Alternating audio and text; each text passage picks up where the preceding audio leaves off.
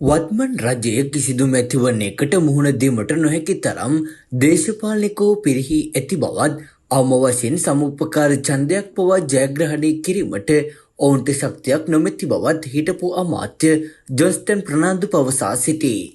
ජනහමුවක් අමතමින් ඔහු අවධාරණය කළේ වත්මන් පාලනයන් එදා මෙන්ම අදත් මැතිවරණ මගහරිමින් සිටින බවයි.